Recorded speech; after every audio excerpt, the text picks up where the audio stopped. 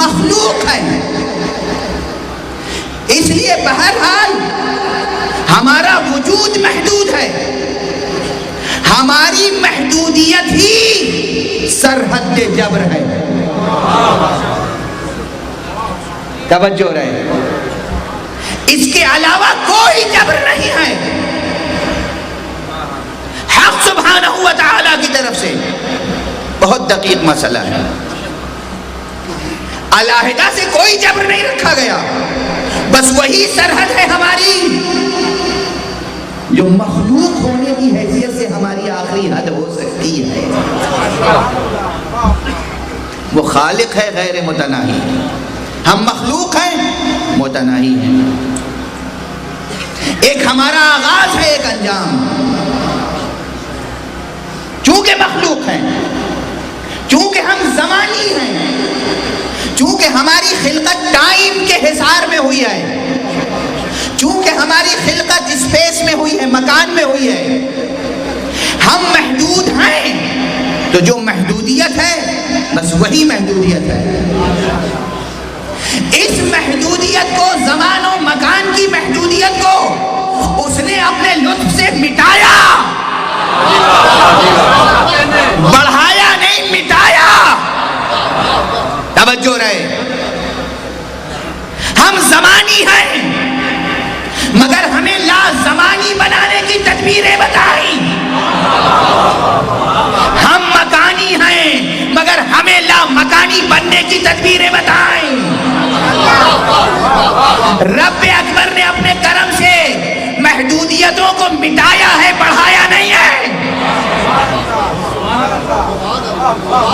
کاش یہ پیغام لے کر آج آپ جائیں،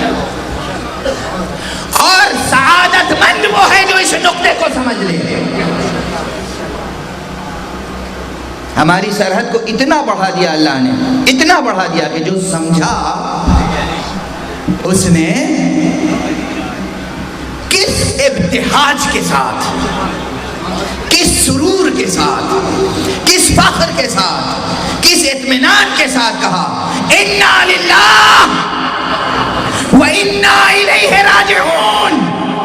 ہماری حد محدود نہیں ہے،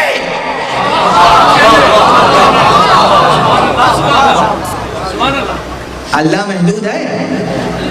نہیں ہے نا، نہیں ہے نا۔ جو اللہ سے اللہ تک ہوگا وہ محدود کیسے ہو سکتا ہے؟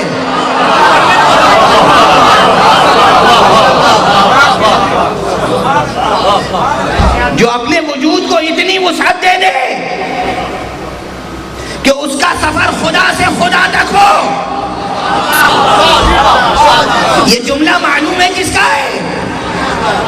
قرآن مجید میں ہے یہ جملہ، مگر یہ جملہ پہلے علی نے کہا تھا، بعد میں قرآن میں آیا۔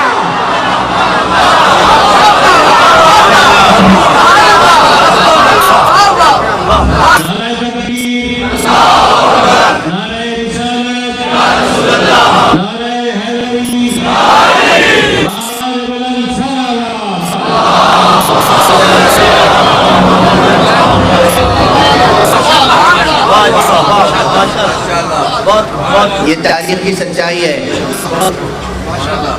اور یہ ایک ہی آیت نہیں ہے جسے حضرت علی نے پہلے کہا ہو اور بعد میں قرآن میں آئی ہو۔ یہ تنہا آیت نہیں ہے۔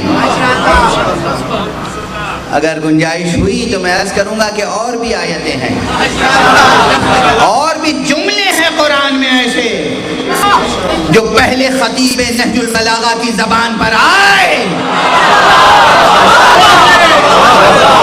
اور ان کی شان فصاحت و بلاغت اور ان کی معنویت کی شان ایسی تھی کہ حضرت حق کو وہ جملے پسند آ گئے، اور کل کے مشیت نے ان جملوں کو اقتباس کر کے دیوان وحی میں شامل کر دیا۔ صلوات پڑھ دیجئے محمد۔